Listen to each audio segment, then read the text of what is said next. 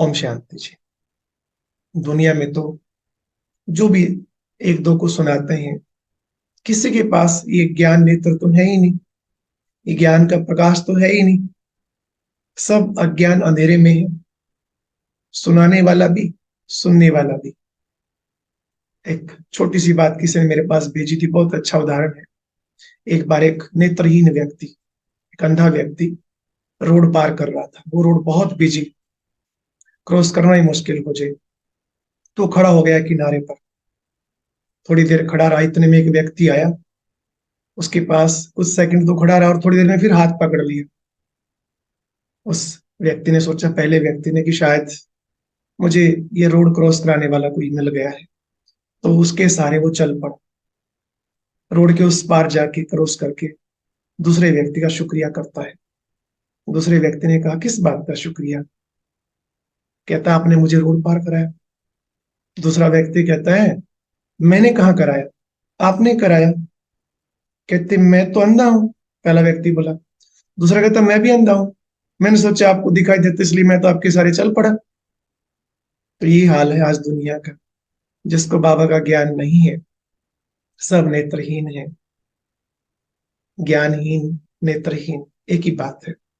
इसलिए एक दो को पार कराने का प्रयास तो करते हैं, परंतु कहीं ना कहीं ठोकर खाएंगे। वो गुरुजी सोचते हैं कि मैं इतने शिष्यों को, फॉलोअर्स को भगवान की बातें सुनाता हूँ, इनके सारे मेरी भी मुक्ति हो जाएगी। और फॉलोअर सोचते हैं, शिष्य सोचते हैं कि हमारे गुरुजी तो भगवान है, इनके सहारे हमारी मुक्ति हो जाएगी। दोनों एक दूसरे के सहारे हैं, परंतु सबका सच्चा सहारा तो एक शिव बाबा है। 19 नवंबर की अव्यक्त मुरली में बाबा ने एक शब्द बार बार रिपीट किया, वैराग्य। और केवल वैराग्य नहीं, उसके आगे एक शब्द और था, बेहद का वैराग्य। क्योंकि वैराग्य तो द्वापर युग के बाद चलता ही आया है, उसको कहेंगे हद का वैराग्य। लेकिन अब बाबा आए हैं, तो बाबा कहते हैं कि सब कुछ बेहद का हो, क्योंकि आपको बेहद का बाप मिला है। वैराग्य को संधि विच्छेद अगर करते हैं तो वी प्लस राग, वैराग बनता है। जैसे कर्म और विकर्म होते हैं, कर्म अच्छे होते, विकर्म यानी पाप कर्म होते। ऐसे ही एक होता है राग, एक होता है वैराग। राग का मतलब होता है आसक्ति, प्रेम। और वैराग का मतलब अनासक्त। लेकिन नफरत नहीं होता, नफरत होता है द्वेष। दो शब्द आपने सुनोगे अक्सर एक साथ आते हैं, राग द्वेष। एक गीत भी बना हुआ है बाबा का, उसकी लाइन कुछ ऐसी है कि ना द्वेष रहे, ना राग रहे। इसके आगे एक और शब्द जोड़ सकते हैं, ना द्वेष रहे, ना राग रहे, वैराग जरूर रहे। परंतु वैराग कैसे, किस चीज का वैराग? क्या सब कुछ छोड़ दें, जीना भी छोड़ दें, खाना पीना भी छोड़ दें, जंगल में चले जाएं? नहीं। हमें ना तो द्वेष होना चाहिए, नफरत भी नहीं होनी चाहिए, और ना किसी से प्रेम होना चाहिए, जिसको बाबा कहते हैं न्यारे और प्यारे। अगर किसी से दुश्मनी भी हो ना, तो वो भी व्यक्ति ज्यादा याद आता है। जिससे स्नेह होता है, प्रेम होता है, वो तो याद आता ही है, लेकिन दुश्मन भी उतना ही याद आता है। इसलिए फिर बाबा ने कहा, किसी से ना दोस्ती ना वैर, न्यारा प्यारा कमल पुष्प के समान। खाना पीना, पहनना, ये सब कुछ तो करना पड़ेगा, लेकिन इस चीज में चेक करो, आसक्ति तो नहीं है। मान लो खाना है, भोजन है, किसी दिन बहुत स्वादिष्ट बना तो थोड़ा ज्यादा खा लिया, और किसी दिन आपकी पसंद की सब्जी नहीं है, उस दिन कम खा रहे हैं, और उसको भी बोल रहे हैं जिसने बनाया कि ये क्यों बनाया। एक बार की बात है, बड़ी दादी, दादी प्रकाश मुनि जी, और एक हमारे वरिष्ठ भ्राता जगदीश भाई जी कहीं गए हुए थे किसी सेंटर पे। तो कोई प्रोग्राम होगा, प्रोग्राम के बाद भोजन बना। और जब भी कोई बड़ा जाता है तो किचन में कई सेवाधारी होते हैं, सब अलग अलग सेवाएं कर रहे होते हैं।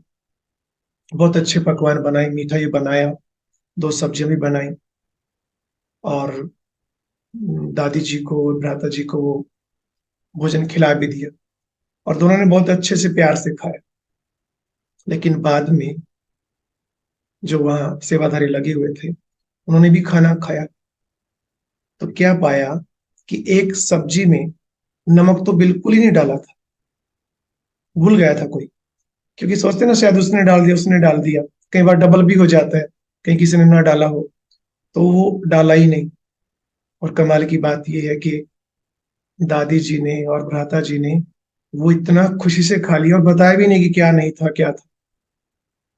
तो इतना इतना अनासक्त, स्वाद से परे, क्योंकि जानते ही अंत समय पता नहीं किन किन परिस्थितियों का सामना करना पड़ेगा। इसलिए अभी से अपनी अवस्था को इतना परिपक्व बना लो, कोई भी आधार ना हो, क्योंकि अंत समय ये साधन नहीं रहेंगे। तो इन बातों को हमेशा याद रखो कि अपना बैगेज अब तैयार करने का समय है।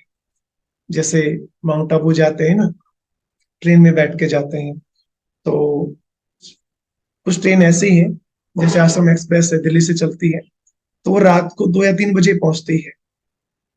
तो आप सोचो, सब सोए पड़े हैं, परंतु जिनका स्टेशन आना है वो कुछ देर पहले ही, कम से कम आधा घंटा पहले ही, अगर सोए हुए हैं तो उठ जाते हैं अलार्म लगा के, या कहीं तो जागे ही रहते हैं, और पहले ही अपना सब कुछ सामान पैक कर लेते हैं। बेडशीट बिछी हुई है या पानी की बोतल है, वो सब बैग में डाल के पैक करके बैठ जाते हैं कि अब स्टेशन आने वाला है और उतरना है। एक तो कोई और साथ में सोया हुआ है, कोई साइड वाली सीट पर, भले वो हमारी पार्टी का नहीं है, हमारे साथ नहीं है, किसी और दीदी के साथ आया हुआ है, तो उसको भी कहते हैं कि भाई जी जाग जाओ। जैसे यहाँ हम कहते हैं कि भगवान आया हुआ है, जाग जाओ, चलो अब घर चलना है, तो कोई मान लेता है, बाबा का बन जाता है, और कोई फिर सुना सुना कर देता है। ऐसे ही ट्रेन में भी कोई तो पहले ही तैयार हुआ बैठा है, और को भी जगा रहा है, फिर कहीं जागते नहीं, अलबेले होकर कहते हैं कोई बात नहीं, अभी तो टाइम है, उठ जाऊंगा मैं, आप अपना पैक कर लो, आप तैयारी कर लो, मैं उठ जाऊंगा। अलबेले होकर सो जाते हैं। तो ऐसी आत्माओं के लिए आप सोचो क्या होगा। स्टेशन क्रॉस, अगले स्टेशन पर पहुंचेंगे, जब उठेंगे देखेंगे ये कहाँ आ गए, क्या होगा। वहां जाके टीटी अगर पकड़ेगा, कहेगा टिकट, ओ, टिकट तो अब रोड तक है, आगे कैसे पहुंचे, तो जुर्माना लगेगा, और वापस आने के लिए फिर दूसरी टिकट लेनी पड़ेगी, डबल। टाइम भी वेस्ट हुआ, खर्चा भी हुआ, डांट भी पड़ी। तो हमारा भी अगला स्टेशन जो है वो धर्मराज के पास पहुंचता है। धर्मराज तक नहीं जाना, टाइम पे जग जाओ, स्टेशन बिल्कुल आने वाला है, अपनी तैयारी करो, बैग बैगेज तैयार रखो, रहना सबके बीच है। आदरणीय दादी गुलजार जी ने कितनी अच्छी बात सुनाई। जैसे दवाई होती है, शरीर को चलाने के लिए कई बार दवाई का सहारा लेना पड़ता है, जेब में डाल के रखते हैं बिल्कुल नजदीक, लेकिन क्या दवाई से, टैबलेट से मोह होता है? ना नफरत होती ना मोह होता, इतना समझ होती है कि ये शरीर को चलाने के लिए इसकी आवश्यकता है बस। इसलिए यही सोचो, ना किसी से नफरत, ना किसी में आसक्ति, बहुत ज्यादा टू मच मोह कहें, प्रेम नहीं कहेंगे उसको, मोह भी ना हो। ये सोचो कि बस जब तक जीना है, साथ रहना है, इनको भी बाबा से जोड़ना है, और खुद भी बाबा से बुद्धि का कनेक्शन जोड़ के रखना है। सब कुछ करो और चेक करते रहो बीच बीच में, कोई चीज में आकर्षण तो नहीं है। अव्यक्त मुरली जो इस रविवार को आई थी, उसमें बाबा ने यही कहा कि जब यज्ञ रचा, स्थापना हुई, तो शुरुआत में सबको बेहद का वैराग्य था, किसी चीज में आसक्ति नहीं थी, और उस वैराग्य के कारण ही स्थापना का कार्य बहुत अच्छा रहा, निर्विघ्न चला। विघ्न आए, खत्म हो गए। अब जैसे आदि में वैराग्य के सहारे स्थापना हुई, ऐसे अंत में अब स्वर्ग की स्थापना के निमित्त वही बन सकते हैं जिनमें ये बेहद का वैराग्य होगा। और अब यह एक बहुत अच्छी वीडियो भी जरूर देखें।